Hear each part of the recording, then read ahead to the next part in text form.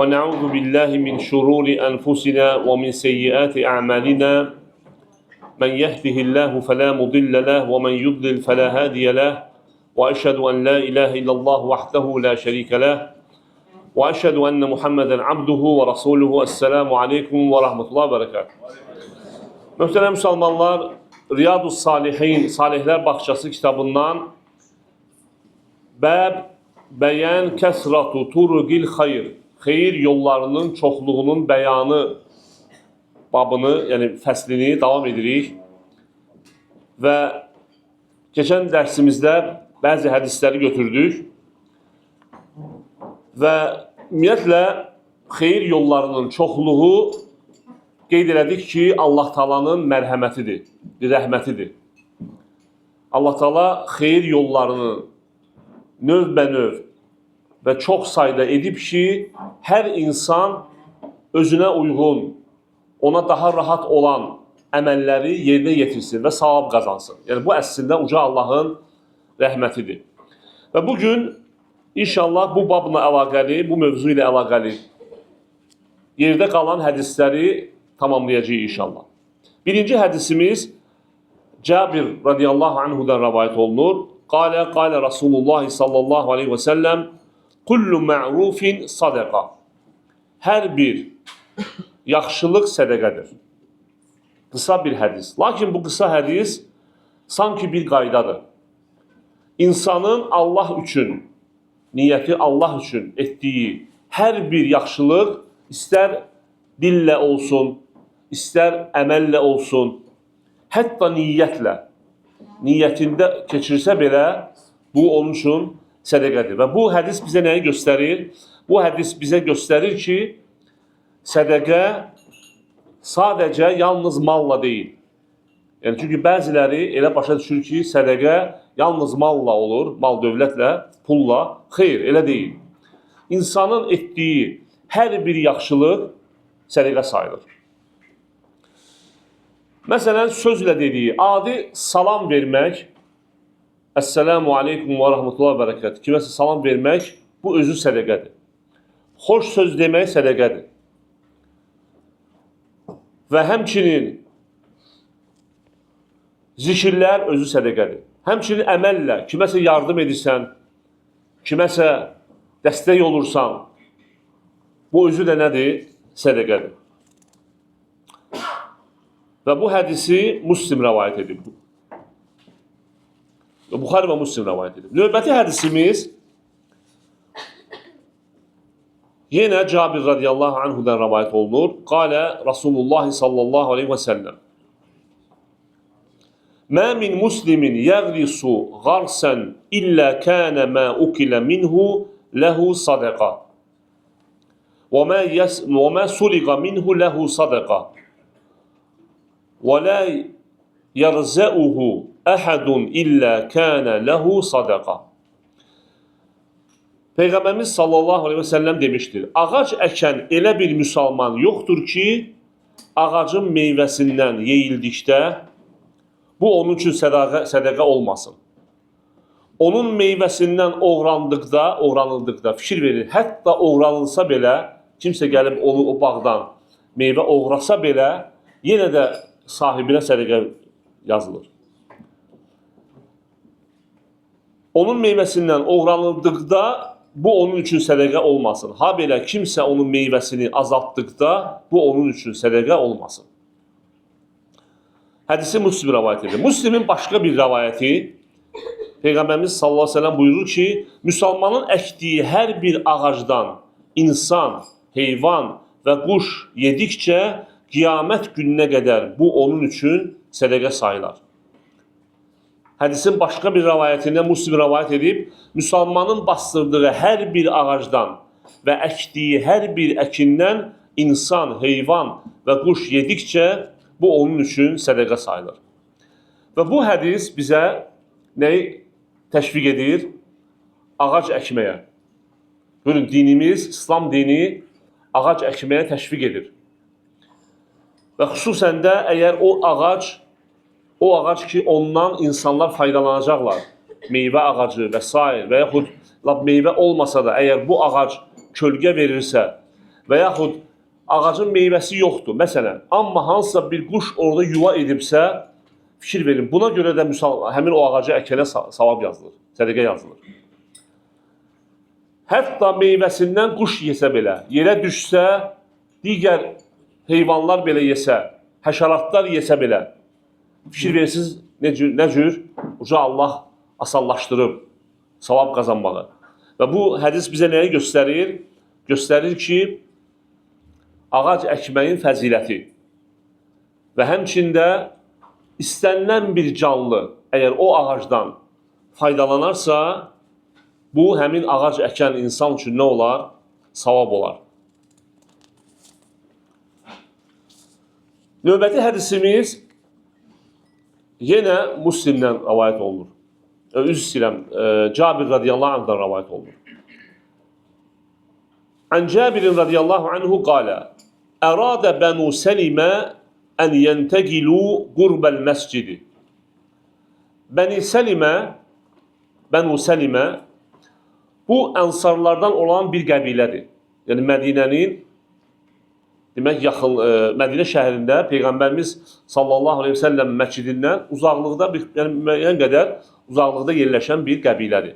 Və bu qəbilə bir dəfə qərara gəlir ki, köçsünlər məscidin yanına. Səlimə oğulları məscidin yaxınlığına köçmək istədilər. İstəyirlər köçsünlər məscidin yanına. Yaxşı, nə üçün? Namazlara gedib gəlmək daha rahat olsun. Fəbələğə zəlikə Rasulullah sallallahu aleyhi və səlləm. Fəqalə ləhum. Bu xəbər Peyğəmbərimiz sallallahu aleyhi və səlləmə çatdı və onlara dedi. İnnehu qad bələğani ənnəkum turidunə ən tənteqilu qurbəl məscidi. Mənə xəbər çatdı ki, siz məscidin yanına köçmək istəyirsiniz. Fəqalu nəam ya Rasulullah.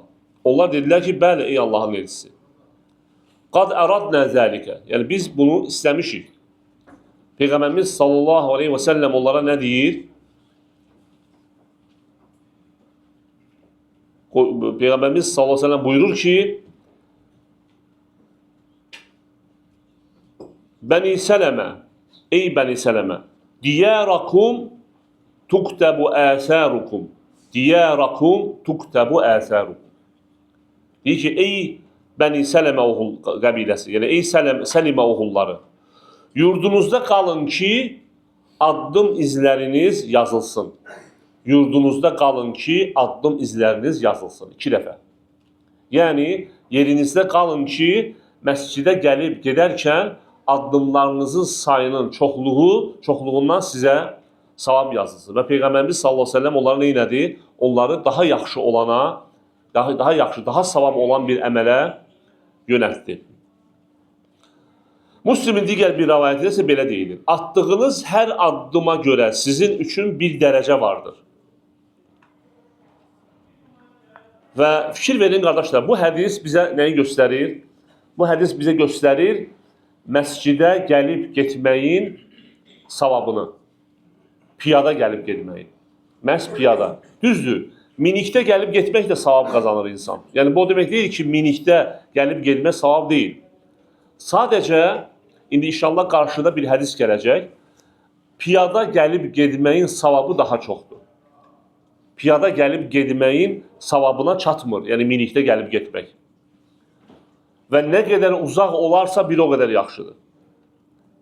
Ona görə də insan gərək, əgər sağlamdırsa, bədəni sağlamdırsa, cavandırsa, gedib gələ bilirsə, bu savabı gərək itirməsin.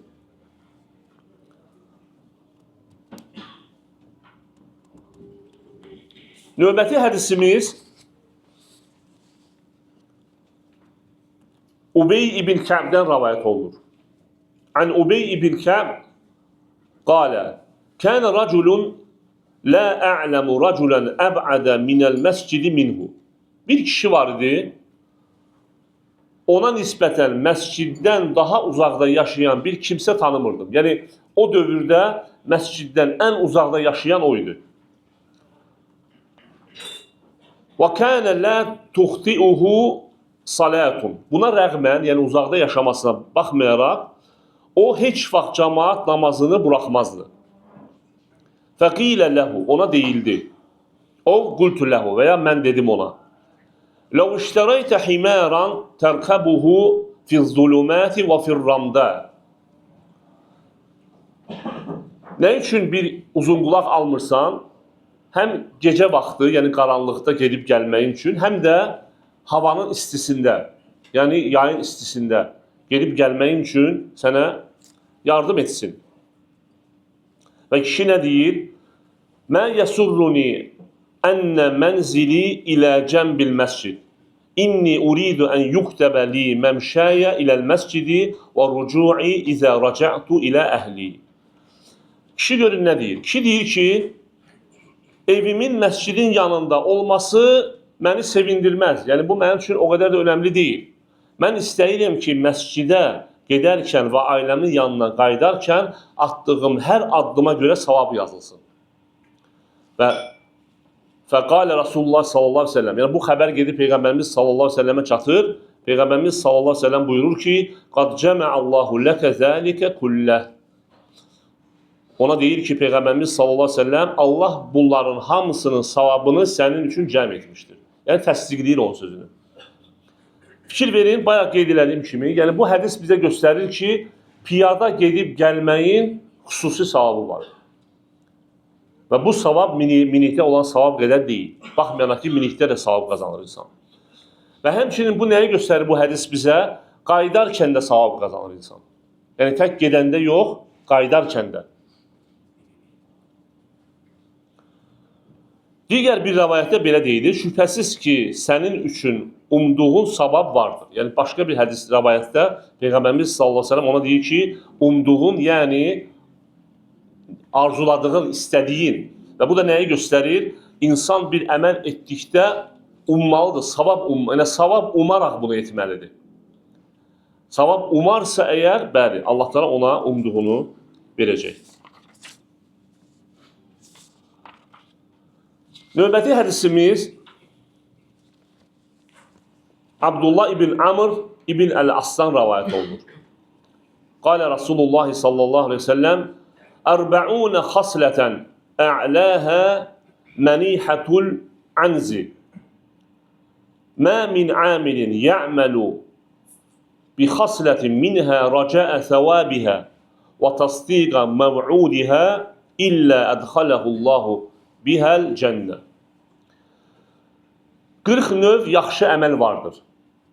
Bunların ən üstünü ehtiyaclı olan bir kimsəyə südündən istifadə etsin deyə müvəqqəti olaraq sağmal keçi verməkdir. Yəni, Peyğəmbərimiz sallallahu aleyhi ve sellem bildirir ki, 40 növ yaxşı əməl var. Ən yüksəyi hansısa bir kasıb ailəyə bir sağmal keçi verirsən, yəni südü olan keçi verirsən ki, ondan istifadə etsin.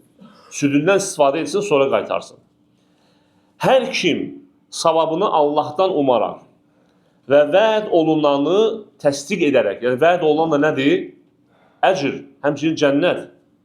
Bu yaxşılıqlardan birini yerinə yetirərsə, Allah bunun sayəsində onu cənnətə daxil edər. Və burada demək, fikir versəz, süd xüsusilə qeyd olunur. Çünki süd həqiqətən də kasıb ailə üçün, yəni elə bir yeyinti, qidadır ki, bütün ailələr hamı ondan istifadə edir. Böyük, kiçik. Və alimlər qeyd edirlər ki, yəni insan hətta malqarası, keçisi olmasa belə bu savaba nail ola bilər. Necə? Dükandan hazır südü alıb verməklə. Yəni bu şərt deyil ki, sən məhz keçin olsun, verəsən, saxsın. Yox. Alimlər qeyd edirlər ki, əgər insan, məsələn, gedir mağazadan süd alır, 1 litr, 2 litr, aparır hansısa bir kasıb ailəyə verir, bu hədisə əməl etmiş sayılır. Və ya hansısa bir dükana pul verir, deyir ki, hər gün mənim adımdan 2 litr süd, hansısa bir kasıb, indi o mağaza sahibləri bilirlər kimdir kasıb. O kasıba verir. Yəni bunu etsə, bu hədisə yerinə yetirmiş olur. Çünki, qardaşlar, ümumiyyətlə, hansısa bir hədis oxuyuruqsa, çalışaq onu əməl edək. Çalışaq onu əməl edək ki, bu hədisi edənlərdən, yəni elmə əməl etmiş sayılaq. Necə ki, İmam Əhməd bir dəfə eşidir ki, Peyğəmbərimiz sallallahu əleyhi və səlləm bir hədisini eşidir. Peyğəmbərimiz sallallahu əleyhi və səlləm hicamə etdi və hicamə edənə bir dirhəm verdi. Və nə edir? Gedir o əməl edir onu. Gedir hicamə etdirir və bir dirhəm verir və deyir ki, bunu belə etdim ki, bu əməli əməl edin. Bu hədisə əməl edin. Və ona görə də qeyd edədiyim kimi, yəni bu savab əmələ şərt deyil ki, malqaran olsun və yaxud keçin olsun, süd alıb verməklə də nail olmaq olur. Və bu da nəyi göstərir? Savab əməllərin çoxluğuna və həmçində insan gərək heç bir savab əməli kiçik görməsin. Növbəti hədisimiz Adi ibn Hatimdən rəvayət olunur. Peyğəmbərimiz sallallahu əleyhi və səlləm buyurur ki, İttəqun nara vələv bişiqqi təmratin. Xurmanın yarısı qədər olsa belə, yarım xurma olsa belə, sədəqə etməklə özünüzü cəhənnəm odundan qoruyun. Fikir verin, qardaşlar. Yəni, məsələn, bir insan, əgər ona bir xurma versən, desən ki, gələ bunu, götür bunu, apar, sədəqə ver, neyniyər? Deyər ki, bir xurma ilə mən nə sədəqə verə bilərəm? Halbuki, yarısını da versə belə, savab qazanar. Yəni, özünü cəhənnəmdən qorumuş olar. İttəqun nəra. Burada ittəqa, yəni qorunun. Və bu da nəyi göstərir? Yenə də bizə göstərir ki, əməlin kiçikliyinə fikir verməyin. Edin. Ola bilər səni bu əməl məhz cəhənnəm odundan qoruyar. Sən bilmərsən. Çünki insan bütün etdiyi savab əməllərdə niyyəti eyni olmur, ixlası eyni olmur. Birini ixlasla edir, biri ixlassız edir. Bəzən riya gəlib girə bilər. Bəzən böyük bir əməl eləyər, riya ola bilər. Lakin ola bilər kiçik bir əməl etsin və onu o qədər ixlasla etsin ki, Allah onu qəbul etsin və o əməlinə görə insan Allahın qəzəbini söndürmüş olsun və yaxud cənnəti qazanmış olsun. Hədisin başqa bir rəvayətində Peyğəmbərimiz sallallahu əleyhi və səlləm belə buyurur: Rəbbiniz sizin hər birinizlə aranızda heç bir tərcüməçi olmadan danışacaq.